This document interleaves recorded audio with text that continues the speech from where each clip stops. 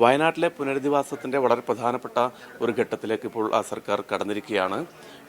ഇവരെ പെർമനൻ്റായി പുനരധിവസിപ്പിക്കുന്ന സംവിധാനത്തിന് മുമ്പ് തന്നെ ക്യാമ്പുകളിൽ നിന്നും ഇവരെ അടിയന്തരമായി മാറ്റേണ്ടതുണ്ട്. ക്യാമ്പുകളിൽ നിന്നും അതിനുവേണ്ടി പ്രത്യേകിച്ച് സർക്കാർ സംവിധാനങ്ങൾ തന്നെ തയ്യാറായിരിക്കുകയാണ്.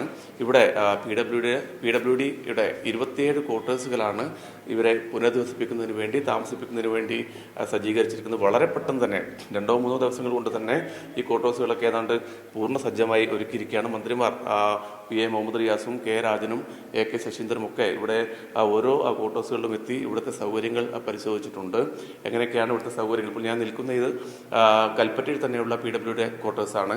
ഇവിടെ 3 റൂമുണ്ട്. 3 കുടുംബങ്ങൾക്ക് താമസിക്കാനുള്ള സംവിധാനം ഇവിടെ ഉണ്ട്. ഇങ്ങനെ 27 ക്വാർട്ടേഴ്സുകൾ ഇപ്പോൾ തന്നെ തയ്യാറായിട്ടുണ്ട്.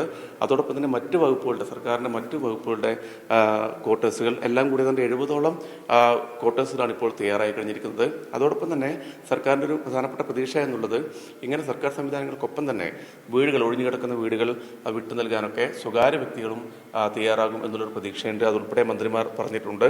നാളെ വൈകിട്ടോടുകൂടി തന്നെ വാടക വീടുകളുടെ ലിസ്റ്റ് നാളെ വൈകിട്ടോടുകൂടി തന്നെ തയ്യാറാകും. നമുക്ക് ദൃശ്യങ്ങളിൽ കാണാം, നല്ല സൗകര്യമുള്ള വീടുകളാണ് ഇവിടെ ഒരുക്കിയിരിക്കുന്നത്.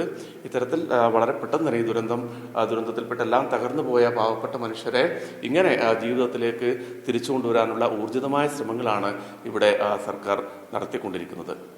ക്യാമറമാൻ അനിൽ കല്യാശ്ശേരിക്കൊപ്പം PV കുട്ടൻ.